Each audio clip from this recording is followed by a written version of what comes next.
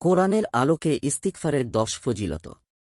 ইস্তিগফার অর্থাৎ আল্লাহর কাছে ক্ষমা প্রার্থনা করা জীবনের অন্যতম গুরুত্বপূর্ণ অংশ। পবিত্র কোরআনে ইস্তিগফারের গুরুত্ব ও ফজিলত বারবার আলোচনা করা হয়েছে এবং বিভিন্ন আয়াতে এর মাধ্যমে আল্লাহর অসংখ্য রহমত, বরকত ও দুনিয়া আখিরাতের কল্যাণের কথা বলা হয়েছে।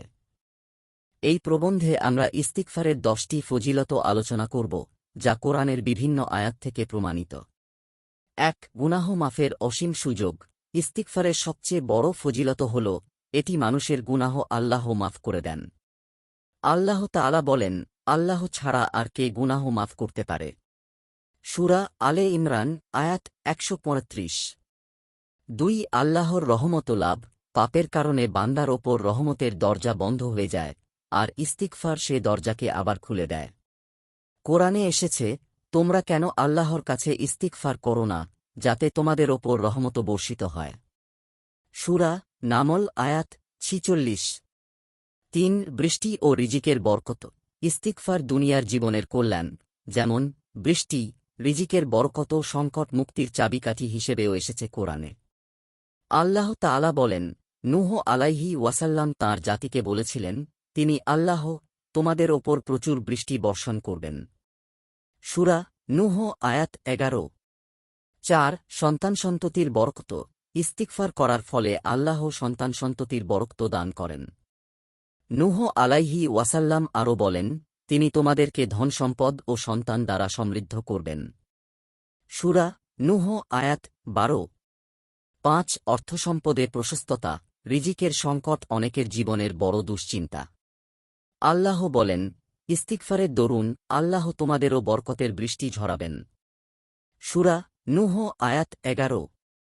রাসূলুল্লাহ সাল্লাল্লাহু আলাইহি ওয়াসাল্লাম বলেন, যে ব্যক্তি ইস্তিগফারকে নিজের অভ্যাসে পরিণত করে, আল্লাহ তার জন্য সব সংকট থেকে উদ্ধার ও সব দুঃখ থেকে মুক্তির পথ তৈরি করে দেন এবং এমন উৎস থেকে রিজিক দেন যা সে ধারণাও করতে পারেনি। সুনানে আবু দাউদ হাদিস ১৫১৮। ৬. কষ্ট ও বিপদ থেকে মুক্তি।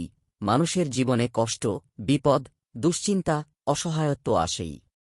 তবে মুসলমানের জন্য এসবের মধ্যে আল্লাহর কাছে ফিরে আসাই সবচেয়ে বড় আশ্রয়।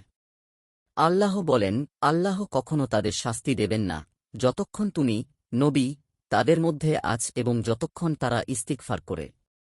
সূরা আনফাল আয়াত ৩৩।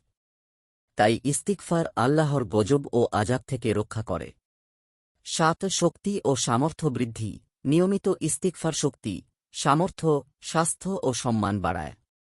আল্লাহ তাআলা হুদ আলাইহি ওয়াসাল্লাম কথা কোরআনে বলেছেন, হে আমার জাতি!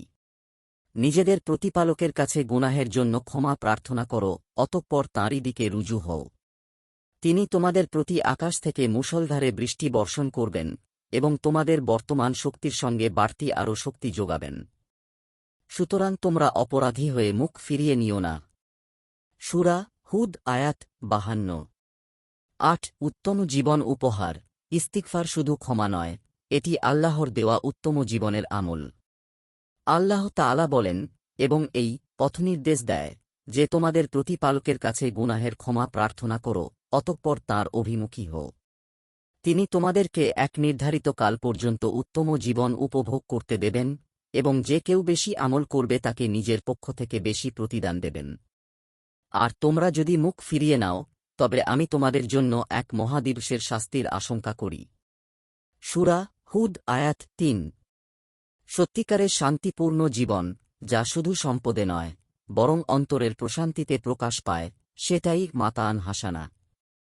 ৯. সম্মান ও মর্যাদা লাভ। আল্লাহ তাআলা বলেন, তিনি প্রতিটি সদ্গুণধারীকে নিজের পক্ষ থেকে বেশি প্রতিদান দেবেন। সূরা হুদ আয়াত ৩।